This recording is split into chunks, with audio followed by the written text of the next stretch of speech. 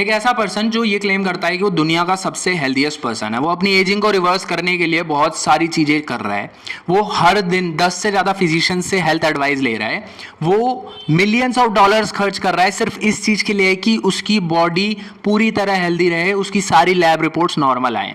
But at the end होता क्या है कि उसको एक ऑटो इम्यून डिजीज डायग्नोज हो जाती है।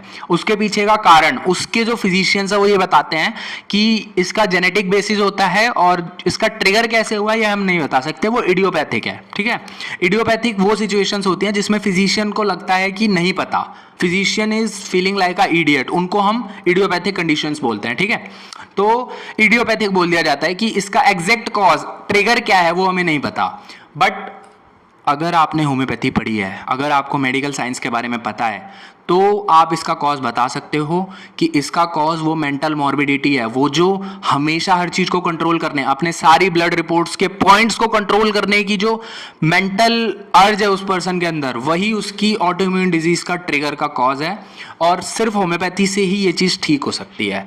दिस इज़ अ थिंग जहाँ पे homeopathy is the most superior science in the world.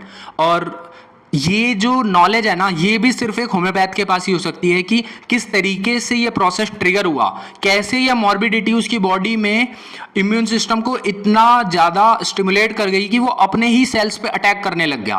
This is something जिसका एक्सेस सिर्फ होम्योपैथी में पढ़ाया जाता है, जिसके बारे में सिर्फ होम्योपैथिक लिटरेचर के अंदर लिखा हुआ है। एंड जिस पर्सन की मैं बात कर रहा हूँ वो ब्रायन जॉनसन है, आप इनके बारे में पढ़ सकते हैं। इनकी पूरी लाइफ हिस्ट्री के बारे में आपको नेट पे कहीं ना कहीं मिल जाएगा, और कितना ज़्यादा ये इन्वेस्ट कर रहे हैं सिर्फ अपनी हेल्थ के लिए वो सब मिल जाएगा। तो अल्टीमेटली इसका जिस्ट क्या निकलता है कि बॉडी में जो सिम्टम बाहर आ रहे हैं ना, वो सबसे ज़्यादा जरूरी है। आपकी मेंटल इमेज, आपकी फिजिकल इमेज, वो दोनों मिलके आपकी पूरी पर्सनैलिटी बनाते हैं, और वही पर्सनैलिटी आपकी हेल्थ है। आपकी हेल्थ किसी लैब रिपोर्ट्स से डिटरमाइन नहीं हो सकती।